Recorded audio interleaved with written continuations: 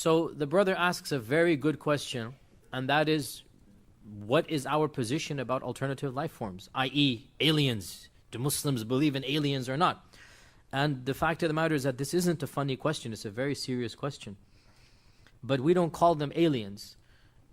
Has Allah created other beings? Or are we the only creation of Allah? That is the question. And the response is, we will never know for sure in this world, and most likely in the next we won't care.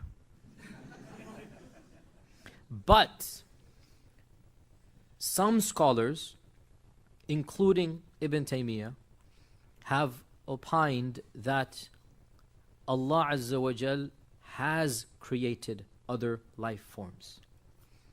And that this goes back to the perfection of Allah being Al-Khallaq. Khallaq means the one who continues to create. So the notion that the only creation is us, and after we're gone there will be no other creation, it seems to suggest as if La hawla wa quwwata illa billah, that Allah is not really creating perpetually, continuously. And Ibn Taymiyyah felt that this diminishes the majesty of Allah.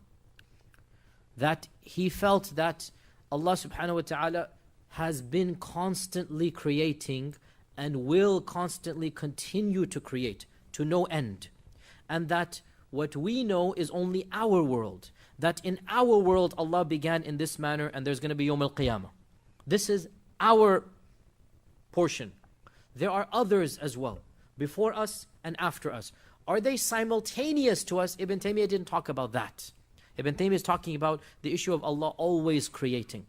But there's no negation of the fact that other worlds could be simultaneous to us, or other creations could be simultaneous to us. And there are many evidences that might possibly suggest this. So please don't misquote me. Don't tweet Yasir Qadhi saying there's aliens. Please, careful.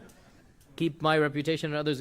I'm saying there is some evidence to suggest that Allah subhanahu wa ta'ala has created other creations. Whether they are before us, or after us, or the same time as us, the Quran does not mention anything. But the Quran might possibly suggest, is that clear? That there are other creations. It might possibly not suggest that either. What are some of the evidences? Number one, وَيَخْلُقُ مَا لَا تَعْلَمُونَ. He has created things you will never know, you don't know about.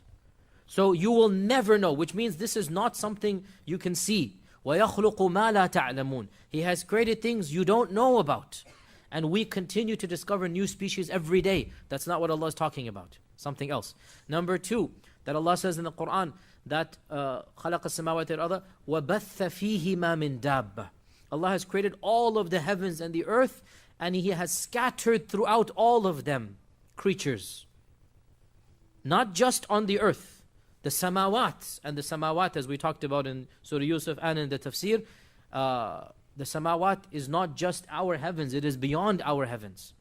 And Allah says He has scattered creatures in all of them, and if He wants to, He can gather all of them up at once.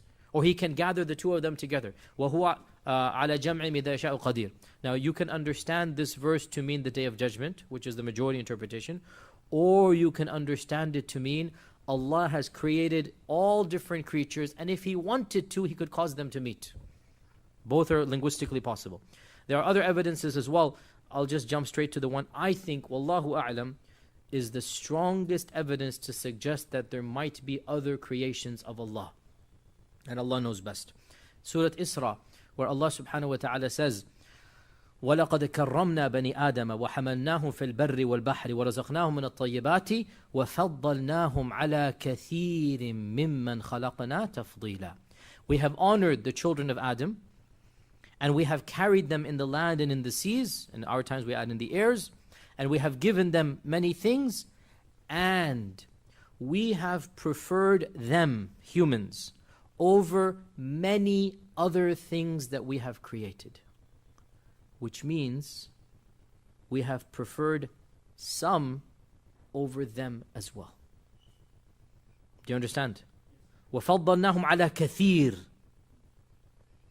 We occupy a high rank according to this verse, but not the highest. You could interpret this. Again, you could. All of this is ihtimalat, right? Which means, now in the world that we inhabit, who is at the top of the pyramid? I mean, in the creation.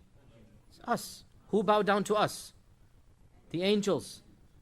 The jinn. So then we are at the top in this world of the creation, right? Yet Allah says in Surah Isra that we have honored the children of Adam over many other things we have created.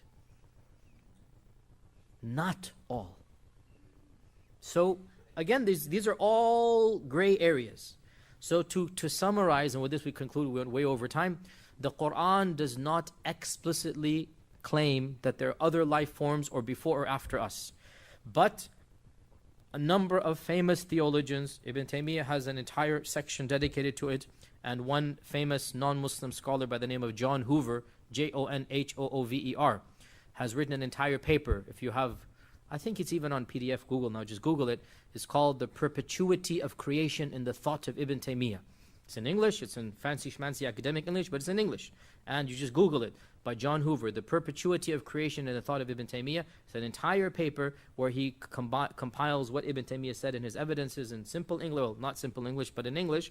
And basically, this is the summary of it, that he says, it befits the majesty of Allah to have created and to continue to create, and we are but one of Allah's infinite creations.